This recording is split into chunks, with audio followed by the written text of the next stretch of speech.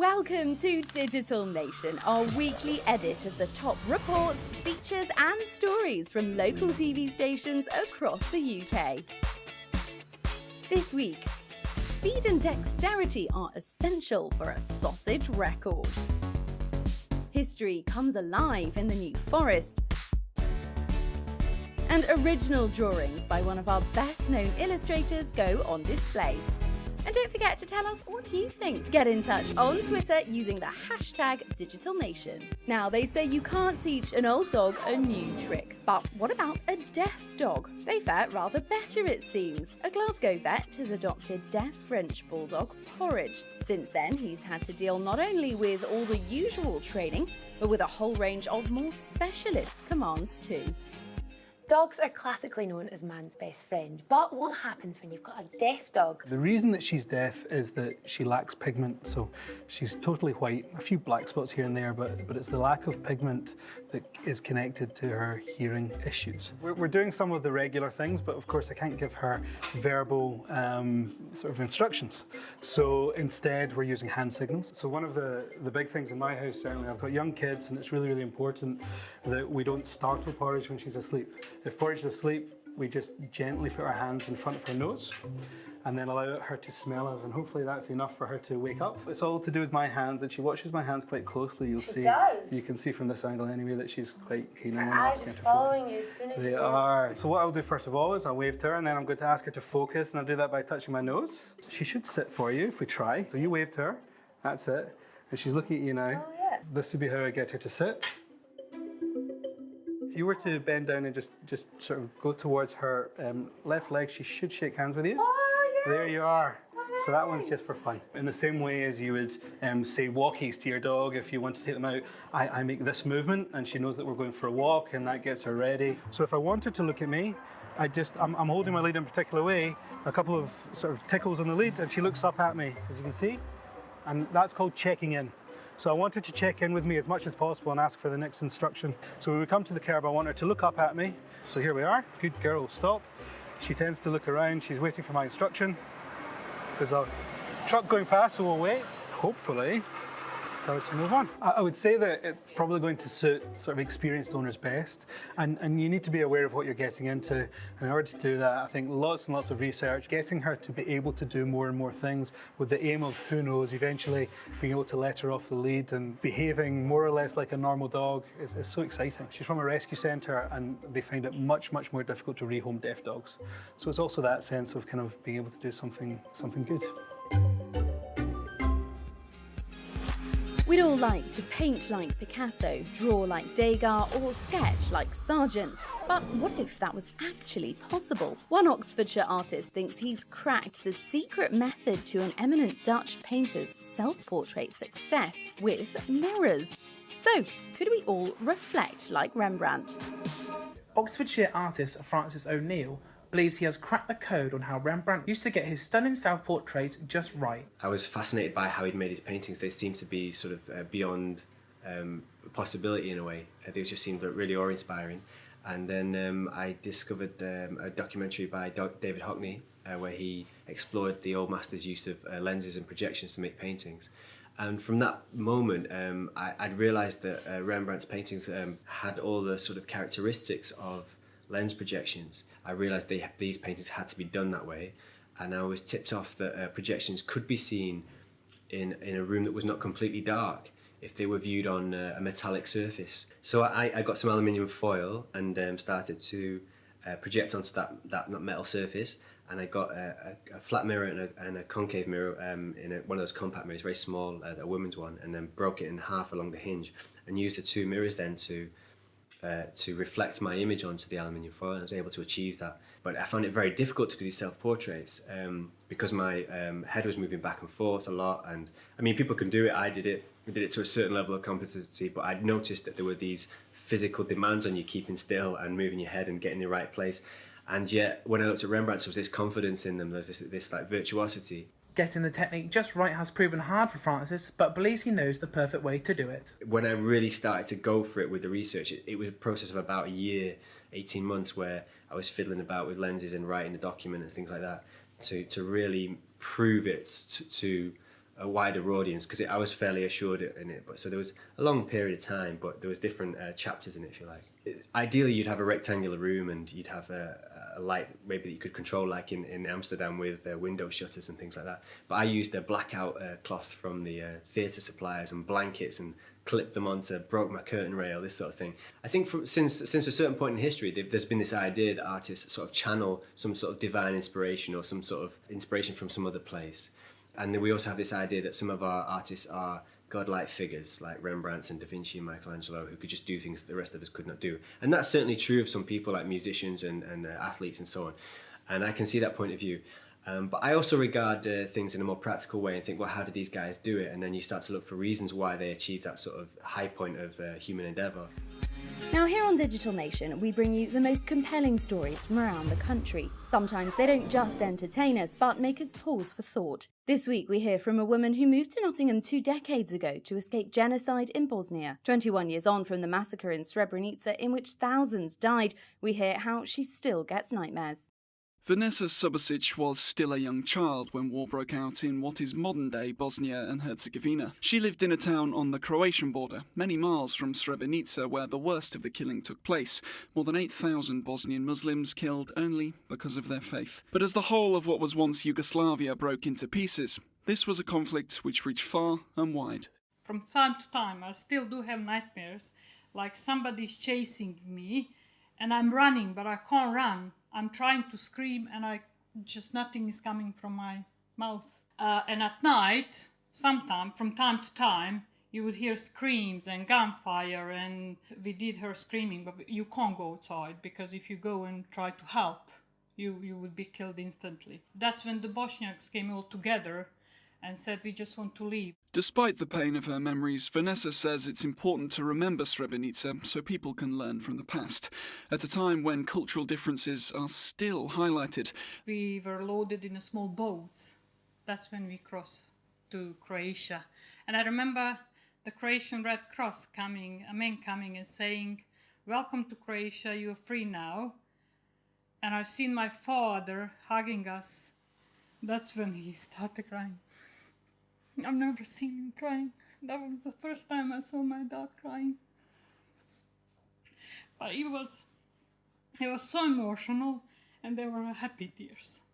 Yeah. To Norfolk now, where hundreds of youngsters have hoisted their sails for the National Youth Regatta in Galston. These brave budding sailors took on strong tides and gusty winds, proving that being out on the water is good fun, even if it's not always plain sailing. From the safety of the shore, sailing looks positively relaxing, cruising with the wind behind you along our glorious coastline. But on the water itself, it's a different ballgame, a high adrenaline, competitive and challenging sport. Nearly 300 sailors aged between 12 and 19 are tackling the choppy conditions at this year's National Youth Regatta. The faces when they come off the water are just fantastic. They're loving the wind this afternoon. I was just talking to some lads near the marquee, and they said, that's gusting 5. I've never sailed on the sea in a gusting 5, and I kept it flat. And they were so proud of themselves that they were sailing out there. For some of the youngsters, it's their first time taking on the tide. One of the youngest competitors is 11-year-old Benji Jeffries. He's part of the Norfolk team and has been sailing for 3 years. It's been really fun and I've enjoyed it, and it's been fun just being with my friends. I like it because it's a challenge and it depends what the wind is and how it's going to work. And you're never perfect, you always have to improve. It's also a good opportunity to get more young people interested in the sport. I think there is this myth that sailing is for the elite and it is very expensive, but it's not that at all. Sailing really is for everybody. Everyone can get involved. Boats are very cheap to pick up. A lot of clubs, they can go and go to clubs that will have their own boats, and they can get into sailing that way. It's not just the youngsters winning though, the economy is too. And the event's expected to give the coastal town a boost of up to £500,000. The competition continues its salute to our historic sailing past off the coast of Nelsons County.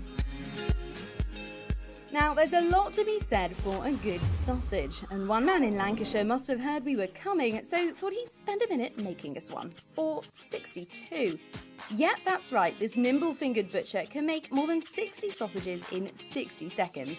It really is quite something.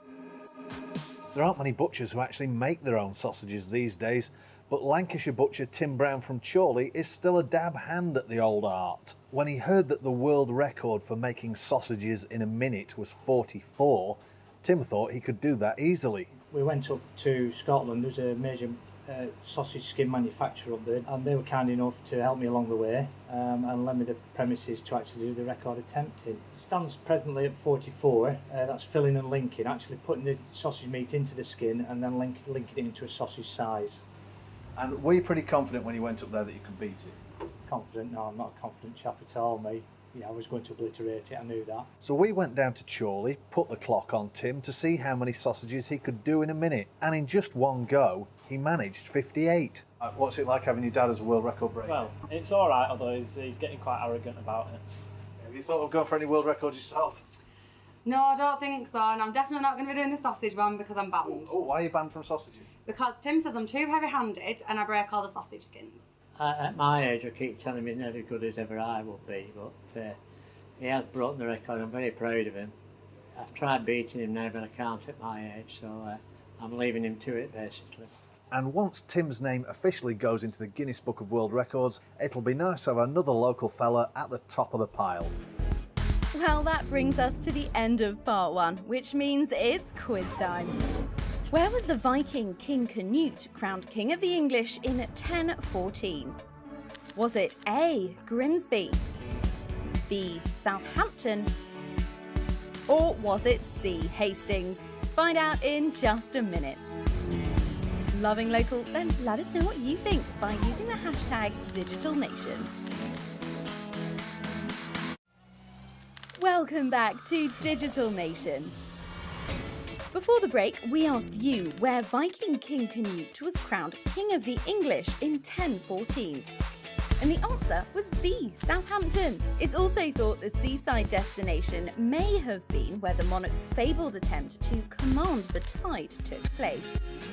Staying with history and here on Digital Nation, we do like looking back to a time when the country was, well, a bit less digital. Down in the Solent area, the historic estate of Bewley is putting on Living History Days, where you can find out about the past with the help of fancy costumes, vintage cars and some very analogue games.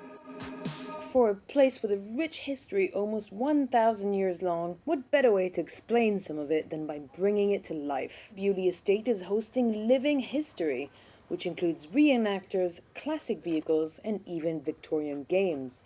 I'm stood in front of Palace House at the moment, which is the historic home of the Montague family, and they've been here since 1538. We also have the National Motor Museum here, which displays vehicles ranging from the early days of motoring up to present day. All these different aspects of history are celebrated at Bewley, and as part of Living History, they can see characters recreate some of the scenes and experiences of the past. Visitors really love to see these scenes recreated. They see the cars driving around being used as for what they were meant to be used for, and getting a taste of what life was really like here all those years ago. Some of the games available for visitors to try include shuffleboard and hoopla, and even some that don't look very dissimilar to their 21st century counterparts, such as Bagatelle, the predecessor to pinball machines. And of course the vintage cars. Well, the car I've been driving, this is a Austin 12 Heavy from 1928, and it would have been made, say, in the late 20s, early 30s, and it's got accelerator, brake clutch, very similar to the car that you and I are used to driving. We've also got on display some earlier cars, 1900s cars, and those really are horseless carriages. So you're looking at a different type of driving. There's all sorts of handles you're pulling and pumps and all sorts of things. If you look at it, the front area is quite small and the seats at the back quite large. And that indicates to me this was almost certainly a car that someone in a large house would own, and they probably have employed a chauffeur. Now, after the 20s, Austin, who made this car, would have been targeting, with Austin 7s, a smaller car for the owner-driver. So perhaps this car was a little bit long in the tooth even in its day. Now, you'll be bowled over by what's still to come, but first it's time for Creative Kingdom. We all know that the Olympics had its roots in ancient Greece. But what about the Paralympic Games? Look no further than Aylesbury and a German neurologist called Ludwig Gutmann and his assistant Joe Scruton. They set up the National Spinal Injury Centre at Stoke Mandeville Hospital in 1943 to care for the war-wounded, and recognised that their patients' mental well-being and motivation needed as much attention as their bodies. So, on the same day that the 1948 Olympics opened, they organised an archery tournament. 4 years later, the Dutch got involved, making the Stoke Mandeville Games the world's first international competition for athletes with disabilities. And then, in 1960, it was hosted in Rome as the first ever Paralympic Games. Proof once again that when it comes to creativity, innovation, and helping thousands of athletes reach the medal table, in Aylesbury Mint. Now, lawn bowls doesn't have the reputation of being the most, shall we say, modern sport. But in Edinburgh, Christorfin Bowling Club has members from 8 to over 80 years old. And with the club celebrating its 125th anniversary, STV went to find out how it's changed over the years. The club was formed in 1891 and we played games on a green owned by the local landowner, and he only allowed us to play 2 nights a week. So the club was looking for somewhere to play more regularly back in the early days, and the public hall, which was next door, was built and the green was formed here in 1896. It started with a very small clubhouse and it has extended year on year. The club was very much a men-only club until 1961 when the ladies section was formed, and then there were restrictions on who could join the club, and the wives of members were eligible, and I think that brought a kind of family side to the club. They became full members in 1972, which was wonderful. So now the ladies are allowed on the green all day, same as the men. In 1973 we were only allowed on from 2 o'clock in the afternoon and had to be off at 6 to let the men on. In the olden days, the way we would go on tour to places within the UK, they would generally be mixed tours. It would be husbands and wives that would go, and they used to go every 2 or 3 years, and we have got photos of all these tours that we did. And we go abroad, so we're all international bowlers. Many clubs have one player who dominates the charts and always wins championships, etc. We don't have that. Over the past 20 years, we've had something like 16 different champions. I've played for my country, and anywhere I go, when I see Christorfin Bowling Club after my name, it makes me very proud. Bowling is a game that people think is for old people. Categorically, it's not. Our youngest member is 8, our oldest member is 89, but we have a wide range in between, and you can play it for all your life. It's a competitive sport, Commonwealth Games sport. Scotland are good at it. We produce world champions, so if you fancy taking it up, come along and try.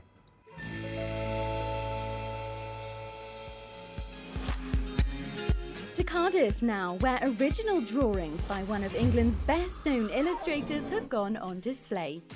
Quentin Blake's distinct and humorous artworks have stirred the imagination of generations of children as they jump off the pages of books, including most famously those written by Roald Dahl. This exhibition is called Inside Stories, Quentin Blake, and it's an exhibition of original illustrations by one of the Britain's best-loved illustrators, who is probably best known as the illustrator of Roald Dahl's stories.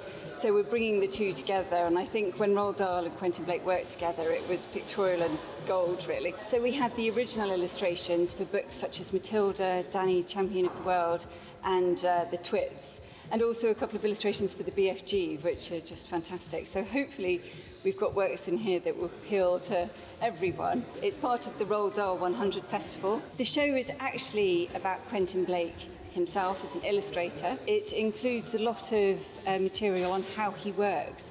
So for instance, the ink that he uses a waterproof ink so that he draws all the outlines, and when he's finished the outlines he can then go over with watercolour and the ink won't smudge. So that gives his works these very crisp, clean lines that I think come out in the exhibition. He's over 80 now, you know, he has a lot of work, he's still working now. But this is giving us a little insight into how he works, how he develops these characters, and how he puts the books together.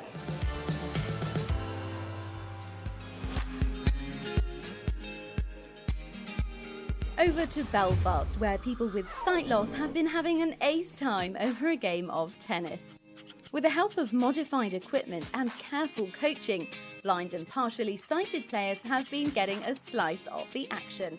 New balls, please. I was registered blind about 20 years ago.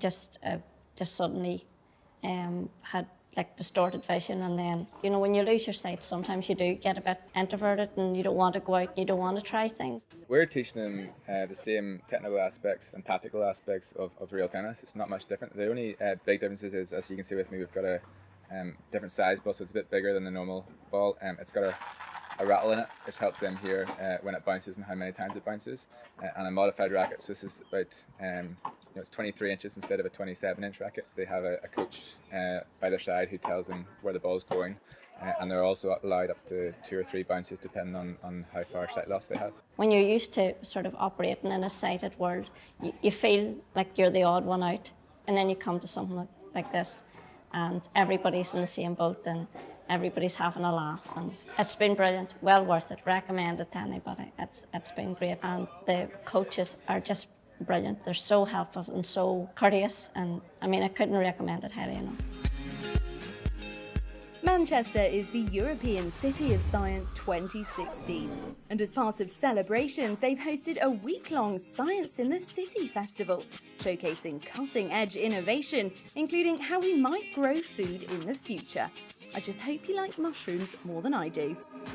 Not a Bunsen burner in sight at Manchester's Science in the City Festival. The city is celebrating being awarded the European City of Science title. It's a real acknowledgement of the history of science and innovation in the city, kind of working with scientists, working with technologists, and also kind of bringing science to life in really creative ways.